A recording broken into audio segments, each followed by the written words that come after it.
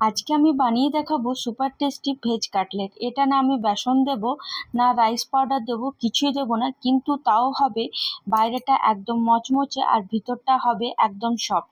এটা আপনারা চাইলে চায়ের সাথে বা এমনি সসের সাথেও কিন্তু খেতে পারেন। তো চলুন শুরু করা যাক। খুব সহজে কিন্তু আপনারা বাড়িতে এই নাস্তাটা বানিয়ে নিতে পারবেন। এদিকে যা গরম পড়েছে, কিন্তু বিকেলে আমাদের প্রায় বৃষ্টি হয়ে থাকছে, তাই মনে করলাম এই বৃষ্টির দিনে একটা দুর্দান্ত রেসিপি শেয়ার করা যাক।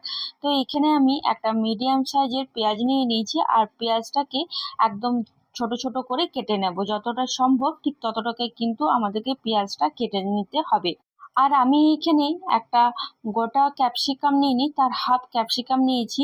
আপনারা চাইলে কিন্তু গাজরও কিন্তু ইউজ করতে পারেন। আমার ফ্রিজে খুব একটা সবজি ছিল না, ক্যাপসিকামটাই পড়েছিল, তাই মনে করলাম ক্যাপসিকাম দিয়েই আপনাদের সাথে খুব সহজে এই রেসিপিটা শেয়ার করা যাক। তো এখানে আমি ক্যাপসিকামটাকেও একদম ছোট ছোট করে মিহি করে কেটে নিয়েছি। ঠিক যেভাবে পেঁয়াজটাকে কেটেছি ঠিক সেভাবে কিন্তু ক্যাপসিকামটাকেও কেটে নিলাম। আর এরপর আমি কিছুটা আদা আর কাঁচা লঙ্কা এভাবে থেতো করে নেব।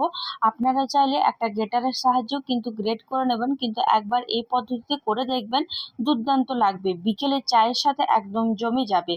আর আমি এটা বেসন দিয়ে তৈরি করব না, কিভাবে তৈরি করছি প্রথম থেকে একদম শেষ পর্যন্ত না দেখলে একদমই কিন্তু বুঝতে পারবেন না।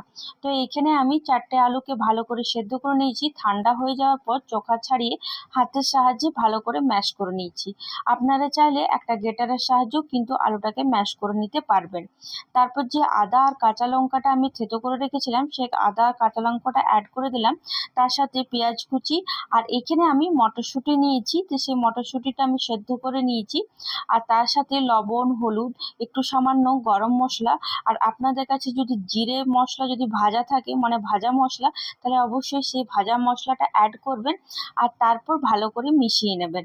আর দেখুন এখানে আমি কোনো রাইস পাউডারও ইউজ করি না, আর ময়দাও কিন্তু ইউজ করিনি। এরপর হাতের তালুতে একটু সামান্য তেল নিয়ে নেব, আর তেলটাকে ভালো করে মিশিয়ে নেব। এরপর হাতের সাহায্যে কাটলেটের শেপটা দিয়ে নেব। আপনারা চাইলে ওভেল বা গোল বা হার্ট শেপেরও কিন্তু করতে পারেন, এটা কিন্তু আপনাদের পুরোপুরি পছন্দের মতন। আর হ্যাঁ, যদি আপনাদের আলুটা একটু যদি নরম হয়ে থাকে, তাহলে সেই ক্ষেত্রে আপনারা সামান্য একটু কর্নফ্লাওয়ার কিন্তু অ্যাড করতে পারেন। কিন্তু আমি যেভাবে দেখালাম সেভাবে যদি করেন, তাহলে বিশ্বাস করুন, না বেসন লাগবে না কর্নফ্লাওয়ার, কিছুই লাগবে না। এরপর আমি এইখানে ব্রেড ক্রাম্ব তৈরি করে নিয়েছি। বাজার থেকে ব্রেড কিনে তার মধ্যে মিক্সি বাটিতে পেস্ট করে নিলে দেখবেন খুব সহজে আপনারা বাড়িতেই কিন্তু ব্রেড ক্রাম্ব কিন্তু তৈরি করে নিতে পারবেন। এরপর আমি যে কাটলেটগুলো তৈরি করে রেখেছিলাম, সেই কাটলেটগুলো প্রথম ব্রেড ক্রাম্বে ভালো করে মিশিয়ে নিলাম। তারপর আমি কর্নফ্লাওয়ার যেটা তৈরি করে রেখেছিলাম, সামান্য একটু কর্নফ্লাওয়ারে তার মধ্যে জল দিয়ে যে মিশ্রণটা তৈরি করে রেখেছিলাম সেটার মধ্যে অ্যাড করে দেব। তারপর আবার আমি ব্রেড ক্রাম্বের মধ্যে অ্যাড করে ভালো করে মিশিয়ে নেব। আর এখানে আমার এক এক সবগুলো তৈরি হয়ে গেছে। এরপর গ্যাসের আঁচ অন করে একটা ফ্রাই প্যানের মধ্যে সামান্য একটু সর্ষের তেল দিয়ে দুপাশটাকে একদম গোল্ডেন লাল করে কিন্তু ভেজে নেব।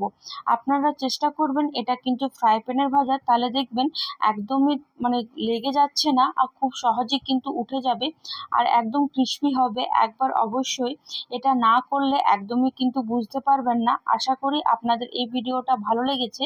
আর আপনারা কি কি নতুন ভিডিও দেখতে চান অবশ্যই আমাকে কমেন্টে জানান। আর এভাবে পাশে থাকুন। অসংখ্য ধন্যবাদ। আবার নতুন কোনো একটা ভিডিওর সাথে দেখা হবে।